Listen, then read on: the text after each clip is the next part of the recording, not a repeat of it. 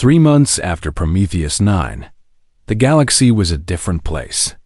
The Scourge were gone. Not extinct, but broken. Their main fleet destroyed, their momentum shattered. The few surviving ships fled back into the void between galaxies, leaderless and scattered. The galaxy was safe, at least for now, but the cost had been terrible. Earth mourned 47,000 dead from the First Fleet. The Tyrell Dominion mourned 62,000. Every human colony held memorials. Every city on Earth had a wall with names carved in stone. Children left flowers at these walls. Parents traced their fingers over names they would never forget. Dr. Sarah Chun stood at one such wall in Geneva, the central memorial for Earth's government complex. She found the name she was looking for, Admiral Marcus Webb. She placed her hand on the carved letters and closed her eyes. "We won," she whispered. "You did it."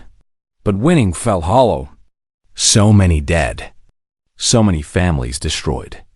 And for what? Because the Galactic Council had been too proud, too cowardly to fight alongside them. Sarah's anger had been growing for 3 months. It was not the hot anger of the moment.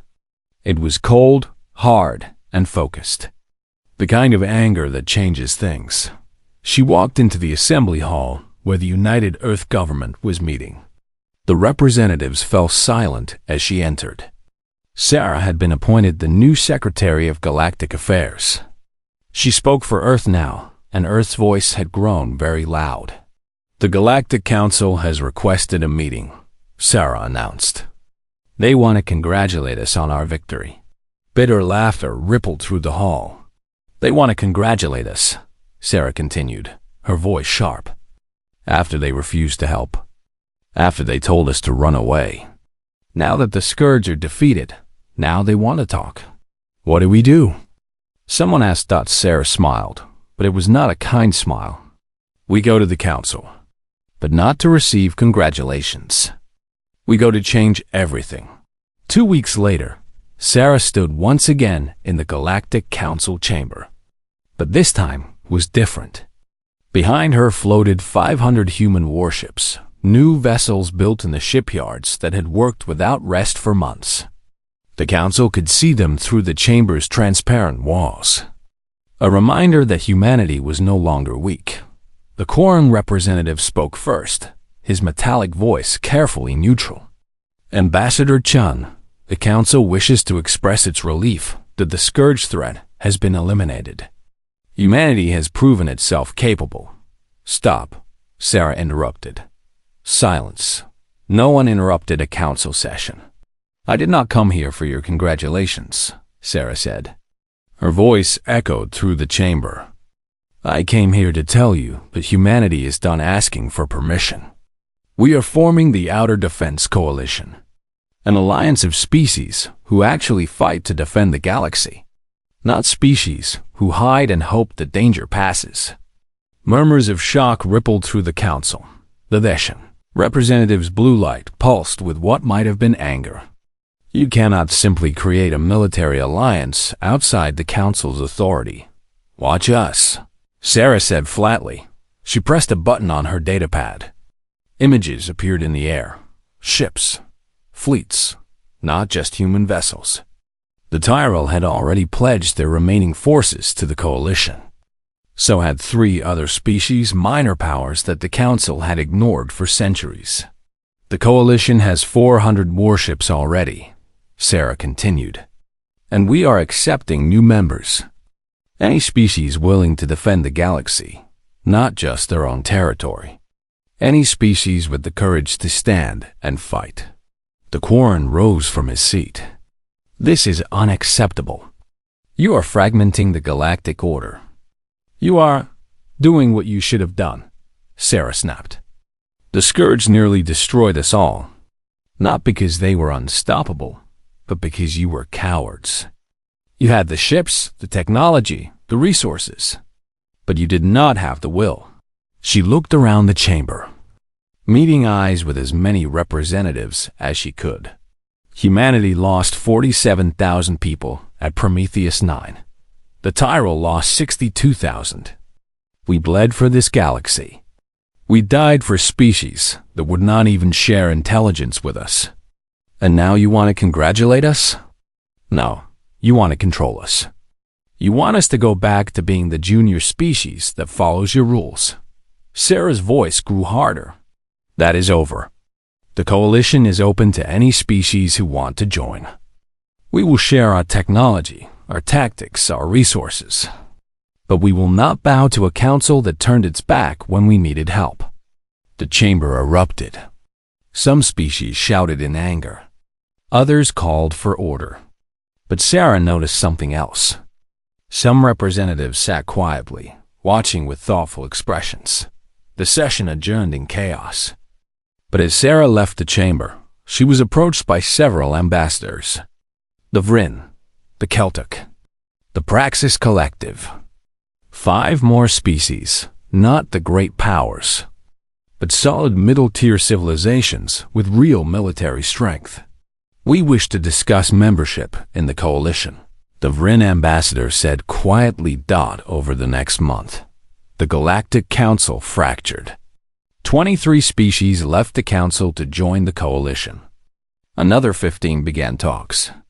The old order, which had stood for 1,000 years, was crumbling. The great powers, the Quarren and the Theshans and the others who had ruled for so long, were forced to choose. Maintain their pride and watch their influence fade, or adapt to a new reality. Some chose pride. The Quarren withdrew to their core systems, bitter and isolated. But others, slowly and reluctantly, began to change. The Theshan Collective requested observer status at coalition meetings. The Vryn opened their military academies to human instructors. Sarah stood in the new coalition headquarters on New Britannia, rebuilt from the ashes of the battle that had saved it. The building was simple, functional, built in the human style. No crystal spires or floating platforms. Just solid walls and practical design. A memorial wall stood in the central plaza. Every name from Prometheus 9 was carved there. Human and Tyrell together. 47,000 humans and 62,000 Tyrell who had died to save a galaxy that had abandoned them. People came from across coalition space to visit the wall. They left flowers, small stones, handwritten notes. The memorial had become a pilgrimage site. Sarah watched a group of young cadets approaching the wall. They wore the new coalition uniform, a blend of human and Tyrell design. But what caught her attention was that only half of them were human. The others were Vryn, Celtic, Praxis. Species who had once ignored Earth were now sending their children to learn from humanity. One cadet stepped forward from the group. She was Quarren, tall and silver-skinned. Sarah recognized the irony immediately. The Quarren who had called humanity too primitive were now sending their youth to learn from humans. The Quarren cadet stood before the wall and raised her hand in a crisp salute. She held it for a long moment, then spoke in accented but clear English. "Thank you for walking into the fire." Sarah felt tears in her eyes. She approached the cadets and returned the salute. "They would be proud to see you here," Sarah said. The Quarren cadet looked at her. "My grandfather was the one who spoke against you in the council, who said humans were too primitive. He was wrong. I am here to be better than he was. What is your name?" Sarah asked. "Cadet Vexton, ma'am. First of my family to serve in something other than the old council fleet." Sarah placed a hand on the young Quarren's shoulder. "Welcome to the coalition, cadet. We need people who want to be better." As the cadets moved on, Sarah remained at the memorial. She traced her fingers over Webb's name, then over a Tyrell name beside it. Koresh, the admiral who had brought his people to fight alongside humanity. The galaxy was changing. The old council still existed, but it was hollow now. Real power had shifted to the coalition, to the species who had learned the lesson that humanity taught at such terrible cost. Courage mattered. Will mattered. When the darkness came, you could run or you could fight. The council had chosen to run. Humanity had chosen to fight. and the galaxy would never forget. David approached, carrying a datapad. Ambassador, we have 5 more species requesting membership. And the Veshans have sent a formal apology. They want to discuss integration with the coalition. Sarah nodded. Schedule the meetings, but make sure they understand the terms. We do not join the old order. The old order joins us, or it fades away. What about the council? David asked. The Quarren are trying to hold the remaining species together. Sarah looked out over New Britannia. The city was growing, new buildings rising every day, human and alien architecture blending together. The coalition was not just a military alliance. It was becoming something new. Let them try, Sarah said. History is not on their side. They had 1,000 years to build a galaxy that worked. They built a galaxy that hid from its problems. We will build something better. She turned back to the memorial wall, to the names of the dead who had made this future possible. We walked into the fire, she said quietly. And we came out stronger. Across the galaxy. The old powers watched and worried. On Earth, factories built new ships. In academies across coalition space, cadets from 100 species trained together, learning human tactics and human stubbornness. The council had turned their backs. So humanity had lit a fire that would burn for generations. A fire that said, never again would the galaxy turn away from its own defense. Never again would courage be dismissed as primitive. The age of the old council was ending. The age of the coalition, forged in sacrifice and tempered in fire, had begun. The victory at New Britannia bought humanity 3 months. 3 months of frantic work, desperate innovation, and growing dread. Because everyone knew the scourge would return. And next time, the thermal shock tactic would not work. Admiral Webb returned to Earth as a hero, but he felt like a fraud. They had not won at New Britannia. They had merely survived. And the cost had been staggering. 70,000 people dead. 277 ships destroyed. For what? A few months of borrowed time? He stood before the United Earth Government's Military Council in a sealed room deep beneath Geneva. The faces around the table were tired. They had not slept well in months. None of them had. The Scourge are gathering, Webb reported. Our deep space probes show them massing beyond the rim. 2,000 ships. They are bringing everything they have. The silence in the room was heavy. 2,000, someone whispered. We have barely 200 ships left. Dr. Sarah Chun spoke up from her seat. Then we cannot fight them ship to ship. We need another approach. I am open to suggestions, Webb said bitterly. A new voice entered the conversation. Dr. Yuki Tanaka, the head of Earth's astrophysics division. She was young, barely 30, with dark circles under her eyes from too many sleepless nights. She pressed a button and a hologram appeared above the table. This is Prometheus 9, Tanaka said. A red giant star in an unstable state. It is near collapse. With the right sequence of gravitational distortions, we can make it collapse early. Webb studied the image. Make it go supernova?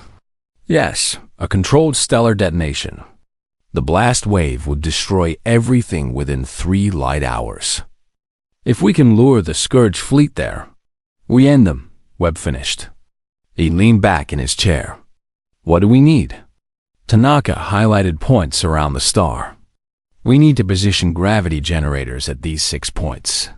They need to run for 47 minutes to create the resonance cascade. And we need the Scourge to be within the blast radius when it happens. How do we get them there? We bait them. Make them chase us into the system.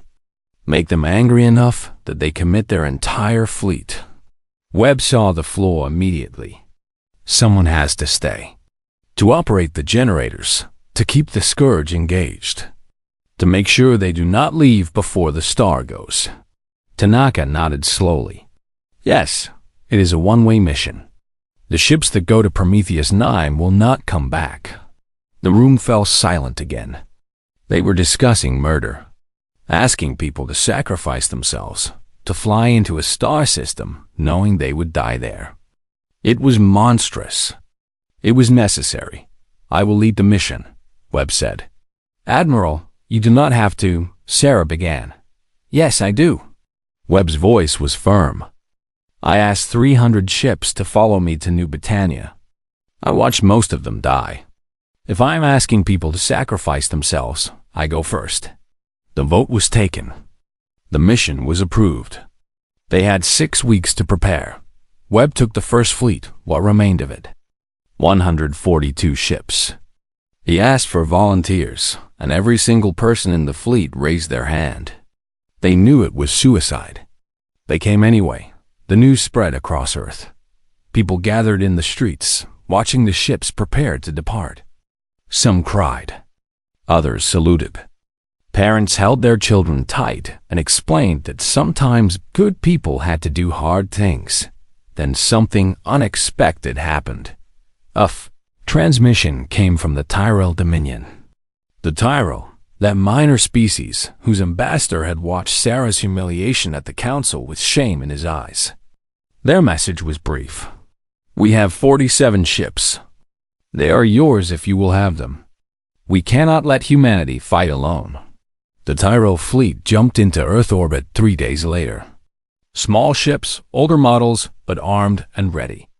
Their admiral, a gray-furred creature named Karish, met with Webb in person. Why? Webb asked simply. Karash's dark eyes were steady. Because you shamed us. The council turned their backs, and we said nothing. But we lost our homeworld to the Scourge. We remember what it is to watch your planet burn. We will not watch Earth burn without fighting. Webb gripped Karash's paw. Welcome to the suicide mission. We are already dead, Karash said. We died when we let the council abandon us. This is how we come back to life. The combined human Tyrell fleet jumped to Prometheus 9. The red giant hung in space like a bloated eye, its surface churning with magnetic storms. The fleet split into groups, each positioning gravity generators according to Tanaka's calculations. Then they began to broadcast. Taunts. Challenges. They called the Scourge cowards. Failures, weak. They broadcast the footage from New Britannia over and over, showing Scourge ships shattering. They dared the enemy to come. The Scourge came. 2,000 ships emerged from hyperspace like a swarm of black locusts. They fell on the human Tyrell fleet with fury. This was not the careful, methodical attack from New Britannia. This was rage. The battle was hell. Particle beams crisscrossed space. Ships exploded on both sides. The human Tyrell fleet did not try to win.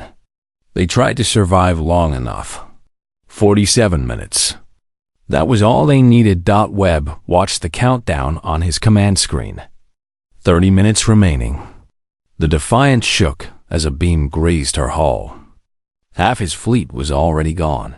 A Tyrell ship, the Remembrance, took a direct hit. As it died, its captain rammed his burning vessel into a Scourge ship. Both exploded. 20 minutes remaining. The gravity generators were holding, but barely. The star was beginning to pulse, its surface writhing. Captain Rodriguez ran the tactical board, her voice steady even as alarms blared. Engineering reports critical damage on decks 5 through 12. We have fires in 3 sections. Generator 4 is failing. Reroute power from weapons, Webb ordered. We do not need to shoot anymore. We just need to survive. 15 minutes remaining. A transmission came from Karash's ship. The image was grainy, filled with static. The Tyrell admiral was bleeding from a dozen wounds. Admiral Webb, it has been an honor. We will hold the line. As will we, Webb replied. 10 minutes remaining. The Scourge seemed to realize something was wrong. Some of their ships began to pull back, to move away from the star. Webb could not let that happen. All ships, full burn toward the enemy. Make them chase us closer to the star. The human Tyrol fleet charged. It was madness. It was perfect. The Scourge could not resist. They pursued, firing constantly. More ships died. The destroyer Sparta, the cruiser Athens, the Tyrol ship Hopes and 5 minutes remaining. Webb looked around his bridge. Rodriguez at tactical. Lieutenant Chun at communications. Ensign Park at the helm. They were also young. They deserved to grow old, to have families, to see Earth again. "I am sorry," Webb said quietly. Rodriguez smiled, though her eyes were wet. "Do not be. We chose this. Every one of us chose this." 2 minutes remaining. The star was pulsing rapidly now. The gravity generators were screaming. The Scourge finally understood the trap, but it was too late. Their fleet was too deep into the system, too close to the star's gravity well. 1 minute remaining. Webb broadcast one final message, not just to his fleet, but to Earth, to humanity, to the galaxy that had abandoned them. "This is Admiral Marcus Webb of the First Fleet. We walked into the fire so you would not have to. Tell them we chose this. Tell them we were not afraid. Earth, if you can hear me, live well, live free, and remember us." 30 seconds. The gravity generators reached critical mass. The star's core collapsed. For a brief moment, Prometheus 9 became the brightest object in the galaxy. A supernova's light, a star's dying scream. The blast wave expanded at near light speed, consuming everything. The Scourge fleet. 2,000 ships. Gone. The human Tyrol fleet. 189 ships. Gone. 40-7,000 humans. 62,000 Tyrol. Gone. Admiral Marcus Webb. Gone. But Earth lived. The galaxy watched the supernova's light and understood, finally, what humanity was capable of. Not the technology to trigger a star. The Council species could have done that. But the will to walk into the fire. The courage to sacrifice everything. That was something only humans had shown in the government complex on Earth. Sarah Chun watched the light from Prometheus 9 reach their telescopes. She watched the star die and knew that Webb had succeeded. The Scourge were broken. She stood and saluted the light, tears streaming down her face. "Thank you," she whispered. "Thank you for walking into the fire." New Britannia had been a beautiful colony once. Green hills under a yellow sun, clear oceans, cities built along winding rivers. Now it was empty. The evacuation ships had taken everyone away weeks ago. Only the 3rd and 7th fleets remained, waiting in the shadow of the planet's largest moon. Admiral Webb stood on the bridge of the flagship Defiant, watching the scanner displays. 300 human warships hung in space, their weapons charged and ready. It was the largest fleet humanity had ever assembled. Against any human enemy, it would have been unstoppable. Against the Scourge, it might last an hour. "Contact in 30 minutes, Captain Rodriguez reported. "Long-range sensors are picking them up now." Webb nodded.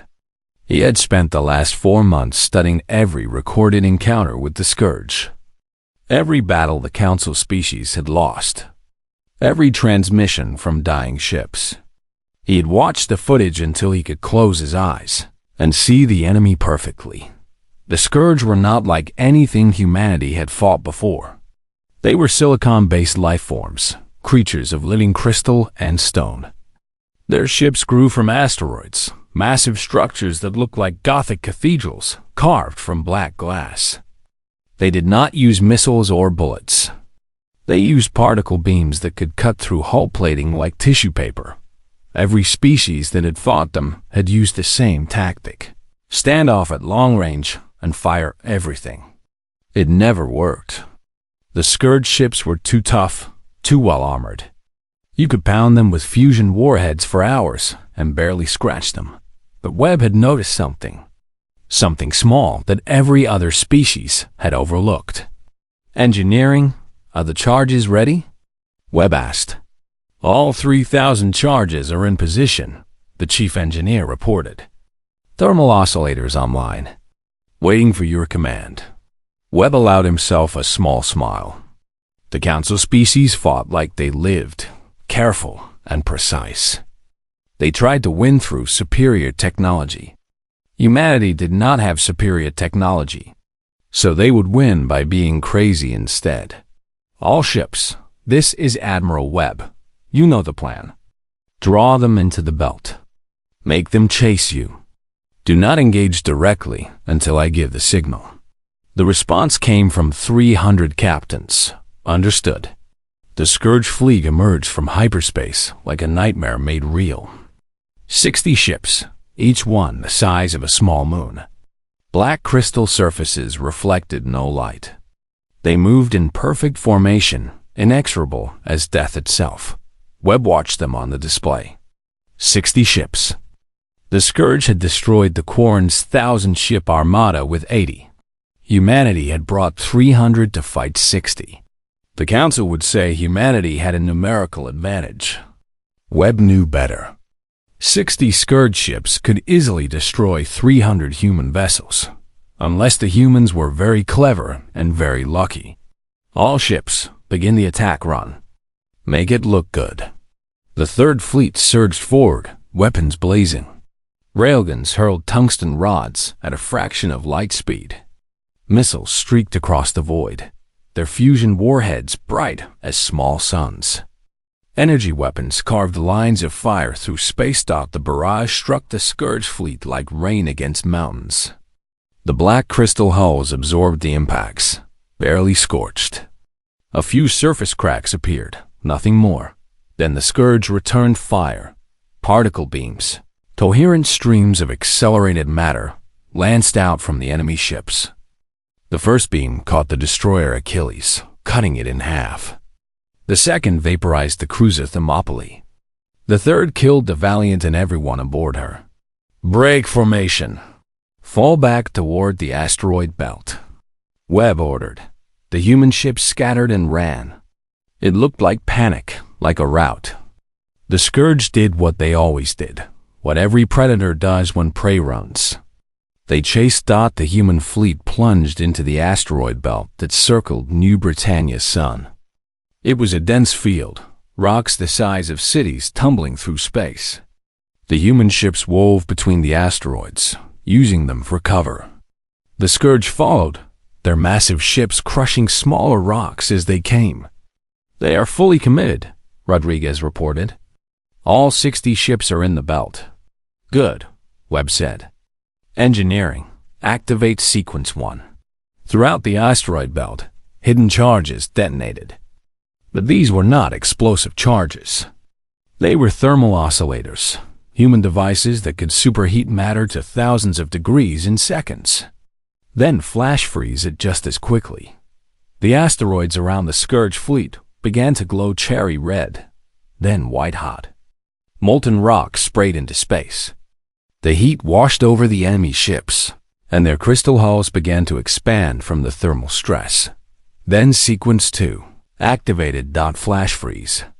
The temperature dropped 1,000 degrees in 3 seconds. The molten asteroids became ice.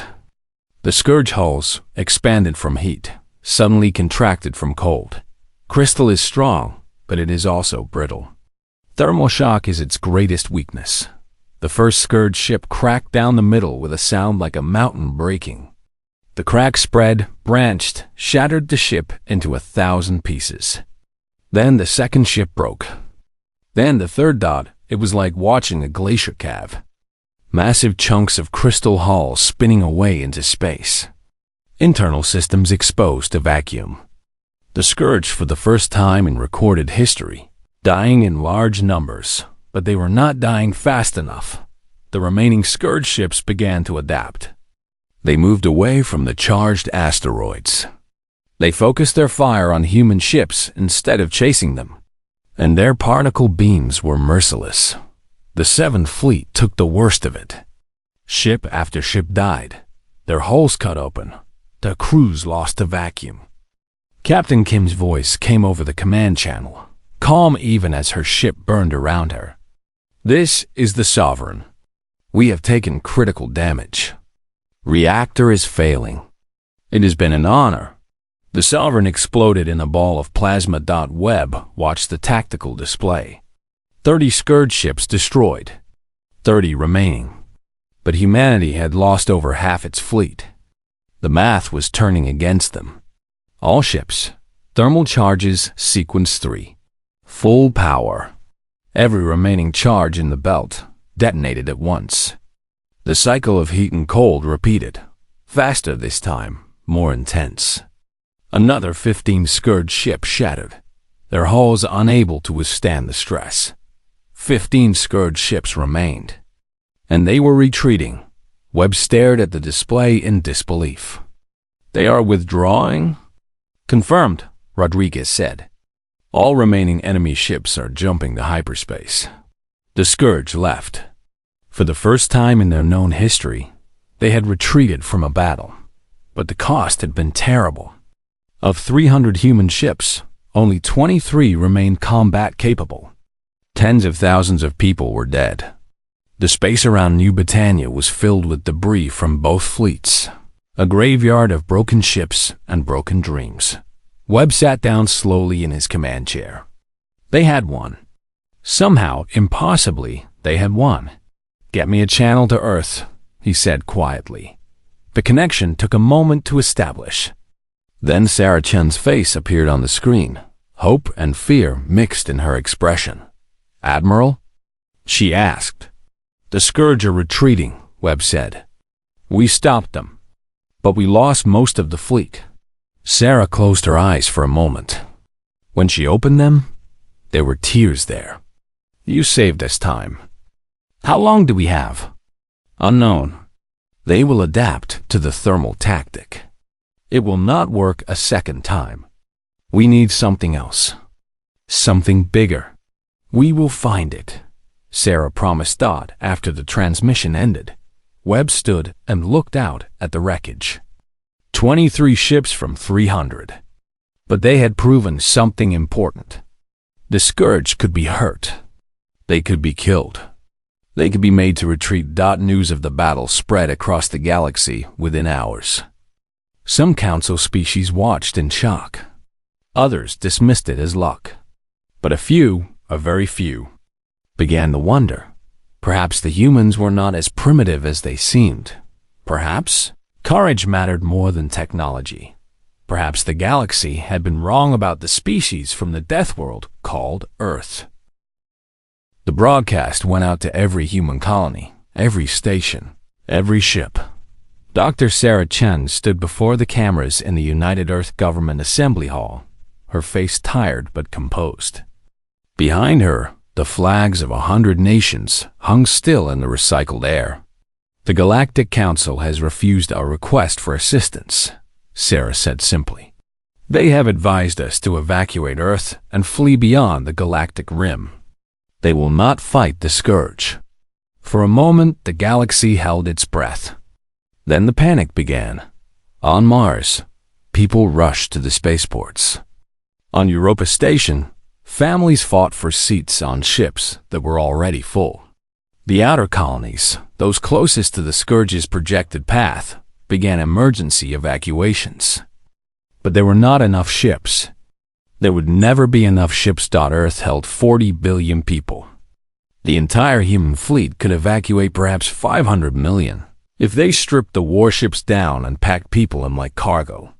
The math was simple and terrible. Most people would not escape. In the streets of New York, London, and Shanghai, people gathered to watch the news. Some cried. Others prayed. Many simply stood silent, holding their children close. Humanity had always known it was alone in the universe. Now they knew just how alone. The Earth Parliament met in emergency session. 300 representatives from every region, every culture, every faith sat in the great chamber beneath Geneva. The debate lasted for 16 hours. Some argued for evacuation. "Save who we can," they said. The species must survive, even if most of us do not. Others argued for surrender. Perhaps we can negotiate. Perhaps the Scourge will spare us if we offer tribute. But most simply asked, what can we do? How can 300 ships fight an enemy that destroyed 1,000? Admiral Marcus Webb had waited for this moment. He stood from his seat in the military section, his uniform crisp despite the long night. Webb was 60 years old, gray-haired and scarred from a dozen conflicts back when Earth's nations still fought each other. He walked to the center of the chamber and looked around at the exhausted faces. "I know you are afraid," Webb said. His voice was rough, like gravel. "I am afraid too. The enemy is stronger than us. They have destroyed everything they have encountered. The odds say we cannot win." He paused, letting the silence settle. "But let me tell you about odds. Every species in this galaxy evolved on worlds that were kind to them. Gentle gravity, stable climates, abundant food.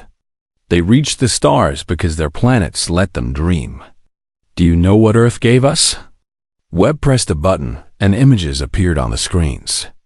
Ice ages, deserts, predators with teeth like knives, volcanoes, hurricanes, plagues. "Earth tried to kill us," Webb said. "For 200,000 years, our planet tried to kill us. And we survived. We did not survive by running. We survived by fighting back, by making tools and weapons, by learning to work together when the winter came. We survived because when something tried to destroy us, we destroyed it first." Some representatives nodded. Others looked uncertain. Webb continued. "The Scourge will reach New Britannia colony in 4 months. Earth in 8. If we run, we abandon 40 billion people.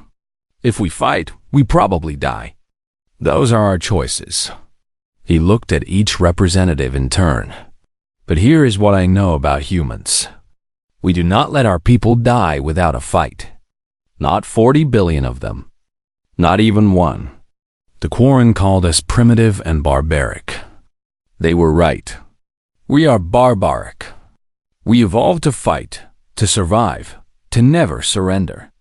Every species in the galaxy learned civilization before they learned war. We learned war first. Webb slammed his fist on the podium. So I say we use that. We weaponize everything we have. Every desperate idea, every crazy plan that the Council species would call too risky. We fight the Scourge with everything we are, everything we have, and if we die making them bleed." The chamber erupted. Half the representatives stood and cheered. The other half sat in stunned silence. The vote came 2 hours later. Earth would fight. The mobilization began immediately.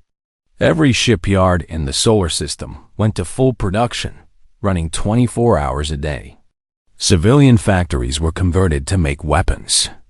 Scientists worked around the clock on new technologies, desperate ideas that might give humanity an edge. The call went out across human space. Anyone with military training, come home. Retired soldiers put on their uniforms again. Engineers and doctors volunteered. Students fresh from the academy were given ships to command.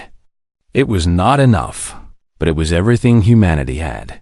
Admiral Webb stood in the command center of the Third Fleet, watching his ships assemble. 300 warships, Earth's entire navy, against an enemy that had destroyed thousands. The numbers did not favor humanity. His second-in-command, Captain Rodriguez, stood beside him. "Do you really think we can win?" she asked quietly. Webb was silent for a moment. Through the viewport, he could see Earth, blue and beautiful and fragile. "I think we are the only thing standing between that planet and extinction," Webb said. "Win or lose, we stand." Rodriguez nodded. "Where do we make our stand?" "New Britannia. It is the furthest colony. If we can stop them there, we buy time. If we cannot..." He did not finish the sentence. The fleet prepared to jump. Families said goodbye to their loved ones, not knowing if they would see them again. Children watched their parents leave for a war they might not return from. But something else was happening too. In the factories, workers pushed themselves harder. In the laboratories, breakthroughs came faster than anyone thought possible. In the training centers, recruits learned in weeks what should take months. Humanity had been backed into a corner, and something old and fierce woke up inside them. Something from the days when humans huddled in caves while predators prowled outside.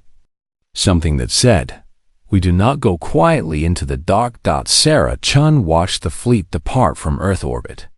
She stood at the window of the government complex, her reflection ghostly in the glass. David stood beside her. "Do you think we made the right choice?" David asked. Sarah thought about the council, about the Quarren's smug certainty that humans should just run away. She thought about her daughter, about 40 billion people who deserve to live. "I think," Sarah said slowly, "that we made the only choice we could live with." The council turned their backs. "We cannot do the same to our own people." The fleet jumped to hyperspace, leaving Earth behind. On the ground, factories worked. Scientists invented. Families prepared. Humanity stood ready to fight an impossible war. They would not win by being smarter or stronger, but perhaps they could win by being more stubborn, more desperate, and more willing to walk into the fire. The countdown had begun. 4 months until the Scourge reached New Britannia. 4 months to prepare for hell. The Grand Chamber floated above the planet Concordia, a massive structure of crystal and light that had witnessed 1,000 years of galactic peace. Inside, 47 species gathered in a circle, each representative sitting in chairs designed for their unique bodies. Some had wings, others had tentacles, and a few existed as clouds of gas held together by force fields. At the center of this circle stood a human woman named Dr. Sarah Chun. Sarah wore the formal blue uniform of Earth's diplomatic corps. Her hands trembled slightly as she held a datapad, but her voice remained steady. She had been speaking for 20 minutes, and the aliens watched her with expressions she could not read. Some had too many eyes. Others had none at all. "The Scourge has destroyed 3 colony systems in just 2 months," Sarah said, her voice echoing through the chamber. 15 billion lives lost. The attacks are not random. They are moving toward the core worlds, toward all of us. If we do not act together now, more will die. She pressed a button on her pad, and holographic images appeared above the chamber floor. Dead worlds spun slowly in the air. Cities turned to ash. Oceans boiled away. The silence in the chamber was heavy. "Humanity offers our fleet," Sarah continued. "We have 300 warships ready to deploy. Our tactical teams have studied every engagement with the Scourge. We have ideas, strategies that might work. But we cannot do this alone. We need the Council's support. We need to share intelligence, coordinate our forces, and strike back before it is too late." She looked around the circle, meeting as many alien eyes as she could. "Please, help us stop them." The Quarren representative rose from his seat. The Quarren were an old species, tall and thin with skin like polished silver. They had been exploring space for 10,000 years, long before humans had discovered fire. The Quarren's voice was like wind through metal pipes. "The human makes passionate arguments," the Quarren said. "But passion does not win wars. Knowledge does. Wisdom does. Your species has been in space for only 200 years. You still fight wars among yourselves. Your ships are crude, your weapons barbaric. You suggest aggression when what is needed is diplomacy." Murmurs of agreement rippled through the chamber. Sarah felt her heart sink. Another representative stood, this one from the Deshan Collective. The Deshan looked like a floating jellyfish made of blue light. "The human speaks of death, but she does not understand the Scourge. They are not conquerors. They are a force of nature, like a storm. One does not fight a storm. One moves out of its path. They are not a storm, Sarah said, her voice rising despite herself. They are ships. They have commanders, strategies. They can be fought. Enough. The word came from the council speaker, an ancient being called the Eldest. No one knew what species the Eldest belonged to. It sat in a tank of liquid nitrogen, its form barely visible through the frosted glass. We have heard the human proposal. Now we vote. The voting began. One by one, species declared their decision. The words were different in each language, but they all meant the same thing. No, no. No doubt the Quarren voted to offer the Scourge uninhabited star systems as tribute, hoping to redirect them. The Deshans voted to increase monitoring, but take no military action. The Vryn, who had the largest fleet in the galaxy, voted to defend only their own territory. They would not risk their ships for others. Sarah watched her hopes crumble. When the final vote came, the decision was clear. The Council would not fight. They would not share their military resources. They would not coordinate with Earth. The Quarren representative turned to Sarah one last time. The Council offers humanity this advice. Evacuate your worlds.